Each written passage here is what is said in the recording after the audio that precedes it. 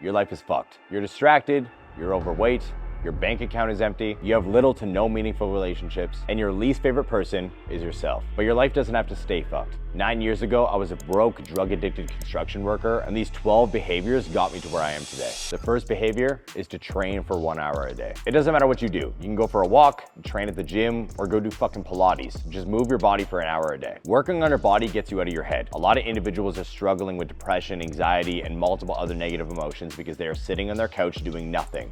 Moving your body will release a dopamine hit that will make you happier and make you more enthusiastic and driven to crush the day.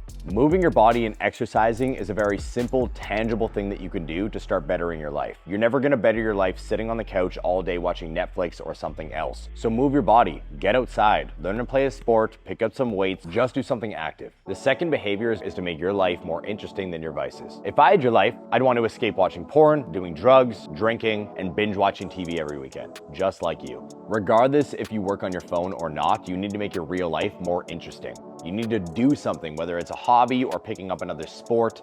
Do something that fires up the inner child in you that makes you more motivated to get out of your house. For myself, I like boxing, going to the gym, driving my car, traveling. I like to get out of my house and into my body. At the end of the day, I can make millions of dollars from my phone, and that's pretty cool. But if I'm not making my real life better, what's the point? The third behavior is to spend 1 hour a week with somebody who's winning in life. Spending just 1 hour a week with somebody who's doing something cool is going to inspire and motivate you to do more with yours. So remove the losers and the people who aren't doing anything. The people you spend the most time with are who you are going to become. So if you spend time with losers, you're going to become a loser. But if you spend 1 hour a week, a small amount of time with someone who's doing something cool with their life, it's going to have a domino effect on your life and you will end up getting there. Once you're consistent with 1 hour a week, spend 2 and 3. And then soon, the only people that you surround yourself with will be winners. The fourth behavior is to wake up 1 hour earlier. A lot of gurus and online personalities will tell you to wake up at 3, 4, 5 a.m. However, if you're waking up at 10 right now, that's not realistic. So just aim to wake up 1 hour earlier. And then once you're consistent with that, adjust the wake up time a little bit more. And once you find a time that works for your life and your goals, a time that gives you more time in the day to work towards becoming the best version of self, lock it in and never miss. The fifth behavior is to work 3 shifts a day instead of just 1.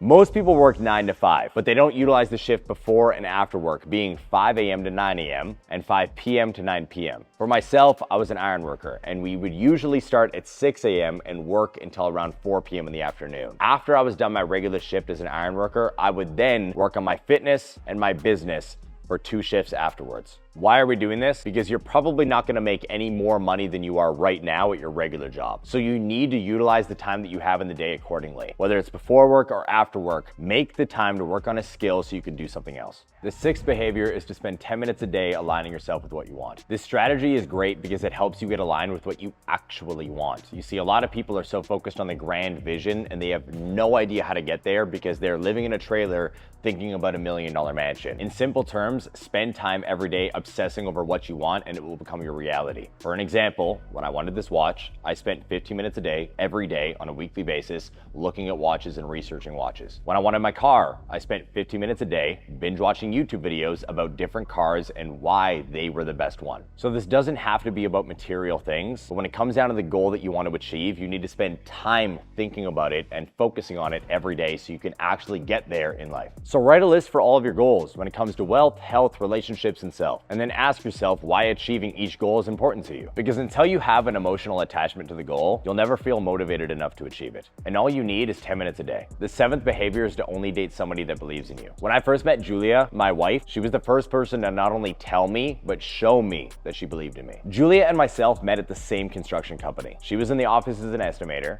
and I was in the field as an iron worker. When we met and came together, I didn't love what I was doing, and it wasn't too long after that we met, I decided to quit my job. We had a conversation and she said she believed in me. Even though I was $20,000 in debt, had no savings, and that meant she would have to front our $600 a month rent because I was living in her 600 square foot apartment. I had never received that before. No one ever looked me in the eyes and said, I believe in you and bet on me. So when that happened, it gave me the self-belief to go after my goals and achieve them. This is the standard you should look for. And it's also the standard you should give out. So don't settle for people that don't believe in you. The eighth behavior is to be the change you want to see in the world. Don't be the person that complains about groups in the world. Do something to change it. All you do when pointing the finger and blaming other people is become a victim. You relinquish responsibility and you can't do anything feeling about your situation. So take responsibility and do things about the life that you are currently living if you want to transform it. As an example, people complain about how there's no good men or women in the world, but then they go contribute to the problem by not improving themselves. People also complain about how hateful the world is. And then what do? Spend time online hating on other people, or hating on people in their neighborhood because they have something others don't. So whatever area of life means something to you, don't contribute to the problem, be the solution. The 9th behavior is to dump 30 minutes a day into your inner child. Whether that's playing video games, jumping on a fucking trampoline, riding a bike, playing a sport, whatever it is, do something to inspire that inner child in you. Something that's fun, something that makes you feel playful, something that makes you feel like a kid again. Just spend 30 minutes a day on it. The 10th behavior is to be curious about the things that cause an emotional response in you. This is going to require curiosity. Curiosity about your emotions. Curiosity about the things that are sensitive issues in your life. For an example, a lot of people hate the other gender. Go look in the mirror and ask yourself why. In today's society, men hate women and women hate men, and none of them ask themselves why. A lot of people have emotional responses of hate and anger when people do certain things, and they never ask why. Get to the origin of when you started to feel an emotional response about certain things, and be curious and mindful about it. Because until you do, you will continue to be reactionary, a fucking bot. The 11th behavior is to vocalize, not internalize. When you were a kid, what would you do when you got angry? When I got angry at my mom or my dad, I would run in my room, slam my door, and hold my breath until I turned red in the face. And for most people, you never grew from there. You never changed. You are still that kid bottling up all of your anger, never releasing anything that is internal. And this doesn't mean raging on people, just yelling and screaming. Notice the trigger, identify why it's happening, vocalize it to a friend or family member, and move on. But don't bottle it up. The 12th behavior is simple, but laugh more. This one's simple. Do things that make you laugh more. Life doesn't have to be serious all the time. It's a lot better when you can laugh and joke around. Find stuff that makes you laugh and do it more. Go to a comedy show if you need to. Hang out with some friends that make you laugh. Learn how to poke jokes at other people. Life is not that serious. Chill out. These are the 12 behaviors to unfuck your life. And if you want to learn how to achieve goals while being ambitious but lazy, watch this video.